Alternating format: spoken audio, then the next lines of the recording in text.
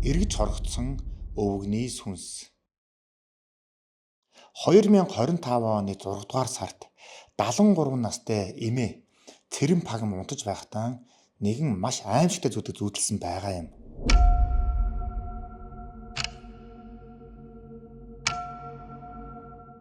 За тэр зүүд нь ямар зүүд байсан бэ гэхээр тухайн эмээгийн хань нийжил нь болох одоогоос нэг 20-од жилийн өмнө бурхан болчихсон өвгөн нь зүүдэнд нь орж ирээд за хань минь ээ чиний нарт орчлонд амьдрах хугацаа дуусч байна. Би чамайгаа маш их санаж байна. Хоёулаа нөгөө ертөнцөөр явъя гэдэг маш аимшигтай зүйлийг хэлхэн тэрэ. Your time has come. За ийм амар зүүдийг зүүдлээд эмээ бол мэдээж маш их хайсан. Хэдийгээр тэрээр 73 наслсан ч гэсэн энэ хорвоод амьдрах хүсэл дуусаагүй байгаа шүү дээ. Тэгээд тэр тусмаа ингээд олон жилийн өмнө бурхан болчихсон хань нийслэл нэрээд ийм аимшигтай зүйлийг хэлэхэд бол эмээ маш их балмагдсан. За тэгээд үүнээс хойш эмээ огт унтж чадгаа болсон байгаа юм.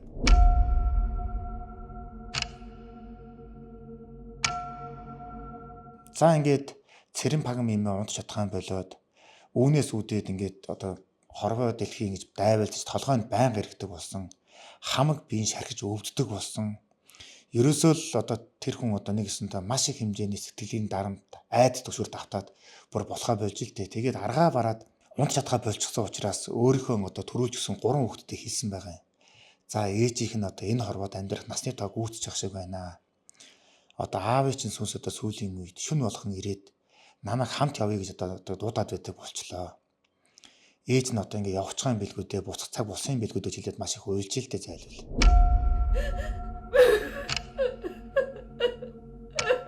За мэдээж ийм зүйлийг сонссон үр хүүхдүүд нь мэдээж маш их айд зочирдсон. За тэгээд ямар нэгэн зүйл болжээ гэдгийг мэдэнгүүдээ тухайн тэр хүний өсгөж хүмүүжүүлсэн 3 хүүхэд нь тийм гуруула эрдэм мэдлэгтэй, тийм академик боловсралтай тийм хүмүүс байсан учраас юуны төрөнд лам бөөдөр очиход зориогүй байгаа юм. Тэгээ хамгийн түрүүнд эхлээд тухайн эмээгийн харьяалагддаг Сократер дүргийн эмэгт нь очиод иж бүрэн үзлэгт хамруулсан. За гэтэл бол эмээгийн эрүүл мэндэд бол ноцтой өөрчлөлт ямар нэгэн тийм хор тавдар голомтод өвчин болов илрээгүй. Тэгсэн ч гэсэн эмээгийн эрүүл мэндэд бол сайжраагүй. Шүн болгоно өвгнийхэн сүнс ирээл зүүдэнд нэрэл дуудаад идэг болсон. Үүнээс үүдээд эмээ бүр шүн унтж чадхаа болоод гэртээ ганцаараа байж чадхаа болоод аргагүй ихэнд ингээд өөрхөн ач зээ нарыг нэгээр нь ээлжлэн жижүүрлүүлэх маягаар гэртээ хамт хондог болсон байна. Тэгээ урд нь ингээд он улаан жил ингээд ганцаараа болоод байсан ээж нь гинт унтж чадхаа болоод айгаад өвдөөд ганцаараа ингээд явж чадахгүй шатны уруу явж чадахгүй болоод дайвалцаад эхлэнгүүд мэдээж өөр хүмүүс ч гэсэн айн шүү дээ. Тэгэл бүгд л айц төвшөрт автчихсан. За тэгээд дараагийн арга хэмжээ нь юу вэ гэсэн байсан ч улсын эмнэлгээс эрүүл сарвал байна гэдэг юм шинжилгээний дүнт гараад ирэнгүүт монголчуудын жишгийн дагуу хувийн эмнэлэгт хандсан байна. Интермед гэдэг Монголын бас л хамгийн шилдэг хувийн эмнэлэгт очиж хамрагдсан яг л адилхан хариу гараад ирсэн. Тэгээд энэ хувийн эмнэлэгт хамрагдаж янз янзын шилжилгээнд хамрагдангууд сүүлдээ бүр асралт мед гэдэг эмнэлэг дээр очиод иж бүрэн MRI шинжилгээнд бас аппаратанд орж хамрагдсан шинжилгээ үйлчлэгээ үзүүлсэн байгаа юм аа. За тэгсэн ч гэсэн эмээгийн эрүүл мэндэд эрүүл байна. Ямар нэгэн тийм ноцтой өхлийн аюултай өвчний шинжилгээнд халав байна гэдэг зүйлийг хэлсэн. Аргаа барсан учраас 3 хүүхэд нь арга буюу нөгөө ламд монголчууд ямарваа нэг юм сүнс үлднийг тийм муу юм хандах болохоор ламд ханддаг шүү дээ. За ингээд л бас нэг хамгийн гайгүй гэдэг тийм гандан дээр очиод л үзмөрч төлөвчт нь үзүүлжээ.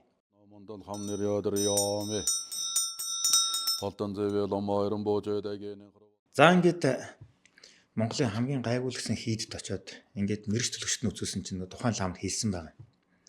За эмээ таны ингээд насны тоо гүйцэж байгаа юм байна. Тэгэхээр та бол энэ 2026 оны цагаан сар шууд юу гэх юм бэ тийм ээ? Могой жилийн цагаан сар. Та могой жилийн цагаан сарыг бол энэ байдлаар бол үзэхэргүй байна. Төлөв тэгж бууж байна. Ерөнхийдөө энэ айхтар хатуу насны тоо гүйцэтгэхийн тохиолдолд болохоор жинсрэг хөлөөтэй нэг тийм маш өндөр үнэтэй тийм тийм шашны цагаан үйл байдаг юм байна л да. Олон лам нар оролцдог, олон их золиг тиймээ гаргадаг. Нэлээд тийм хүнд засалтай ордог тийм зүйлийг тийм. Тэгээ энэ заслыг одоо хийвэл одоо ирэх биш наад одоо насаж чинь жоохон уртсах боломж байна. Гэхдээ энэ бол гэдэг зүйлийг хийсэн. За ингээд гомдлын мөрөмч яах вэ? Тэгэл нөх хүмүүс чинь ээж хайртай ээжийг авч үлдэхэд бол хүмүүс ч мөтгөрөг хайрлахгүй шүү дээ. Тэгэл гэр бүлэрээ суучгаал нөгөө нэг айхтар хүн засал номыг бүгдийг хийлгэсэн.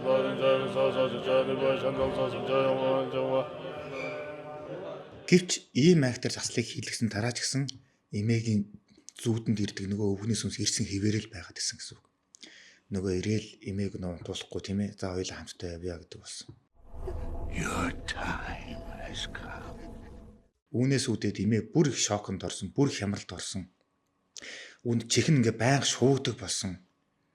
Тэгэл ерөөсөө нойр дутуу олон хоногийн хорхон ингээ гуйвж даваад нэг ядраад идэг штеп. Яг л тэр жишгийнтэйгээ ингээ гуйвж даваад ингээ ганцаар явчихдаг юм болоод урд нь ингээ ганцаархнаа орж гардаг дүр явцдаг байсан хүн чинь бүр сүултээ ач зээгээр байнгын сугдуулж хөтлүүлж явдаг болсон. Нэг өсөндө хүний иршээлд эрүүл сарвал мөлтөр өөрийн бэрхгүй орж ирсэн байна. Ингээд ламдаад нэгэнт үр шимээг олоогүй учраас үр хүүхдүүд нь одоо эмээ ингээд нөө ээж нь одоо ингээд би ингээд буцгаад байна, би явах гээд байна гэдэг ингээд байнга ингээд сэтгэлийн зарамтай байгалгаад гадгаар арга бараад эцсийн арга хэмжээ нь юу байсан бэ гэдгээр бөөдөр очисон.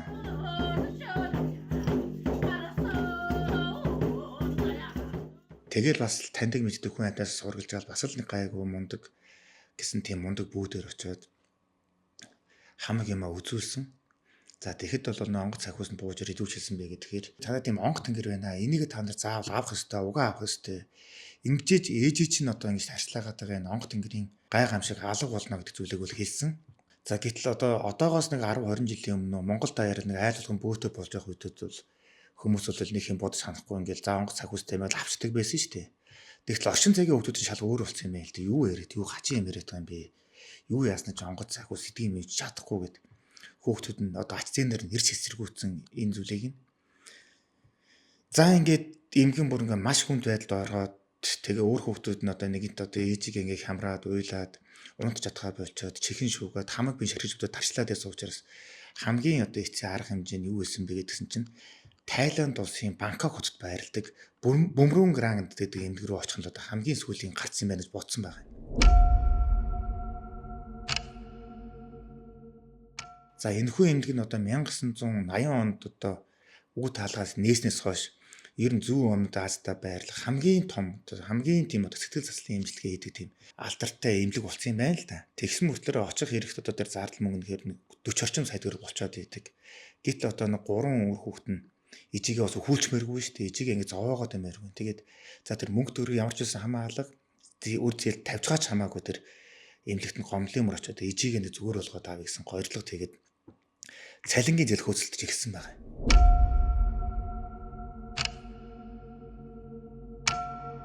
Ингээд цалингийн зээл хөөцөлдөж явж явах үедээ нэг хүүхэд нь гинтхэн бодож илтээ хүү яа нэрээ энэ мэдрэлийн эмчтэй яагаад үзүүлээг юм болоо. Одоо ээжтэй ингээд нөө Монголын урдаа барьдаг хувийн болон улсын бүхэл эмнэлгээр явчихсан.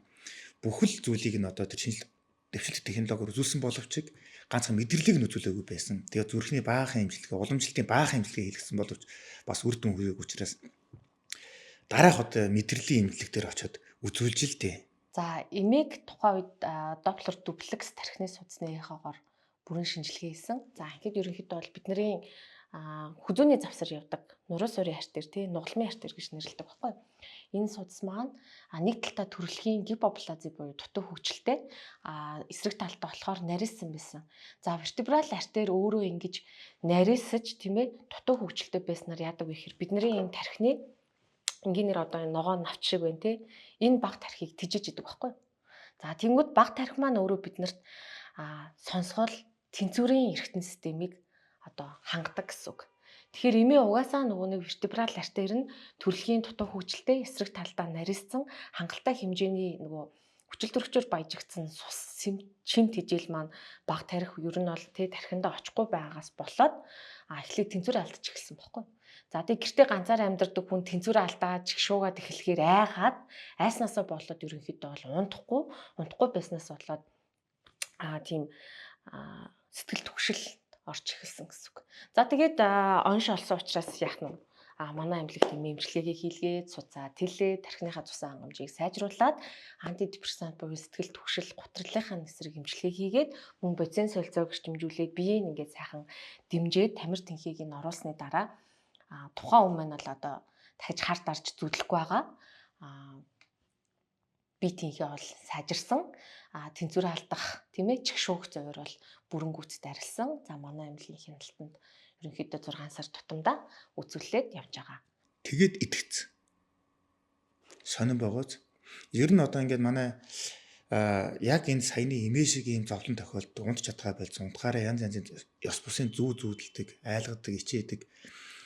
Тэгээ хямардаг, үүнээсээ үүдээд одоо ингээд хүччих юм байна, яачих юм байна, буцахчих юм байна гэд ингээд сэтгэл гоцролын эмгт ордог маш олон хүмүүс байдаг баха. Маш олон хүмүүс байгаа. Та бүх хүмүүс энэ үгтэд үнэхээр шокорч магадгүй. Гэтэл аливаа зүйлд ингээд шинжлэх ухаанчаар хандахаар ийм актер байгаа байхгүй. Ягаад тэр хүний энэ эд эрхтэн чи өөр амар маш ухаанлаг юм байна л да. Тэг ямар нэгэн судсанд бөгдлөрөөд ямар нэгэн тэжээлийн хангамжинд доголдоод ирэхээр л тэр тархины үйл ажиллагаас доголдоод ирэхээр л ийм зүйлүүд хий зүйлүүд харагдаж эхэлдэг, хий зүйлүүд үзэгдэж эхэлдэг. Гэтэл манайхан төөрөлдөөд нөгөө ингээд лам бөө одоо өөр юу гэдэг юм тийм янз бүрийн зүйлээ яваад ингээ өөрийгөө улам удаашруулж, улам өвчнөө хүндрүүлж, улам орхисож ингээ хүндрүүлээд идэг. Гэтэл яг үүндээ ингээд яг дэвшилтэд шинжлэх ухааны аргаар намгаа ухааных нь орчин үеийн хангамжт ийм л байгаа байхгүй юу. Тэгээ ийм одоо сонин кейсийг ингээ харахад ингээд нэг бодлын нийтэмтэй мэт боловч шиг цааталтаа маш одоо эмгэн нэлтэй энэ кейсийг та бүхэндээ сэрэмжлүүлэг болгон хүргэлээ. Бидэнтэй хамтаас үзэгч та бүхэндээ баярлалаа.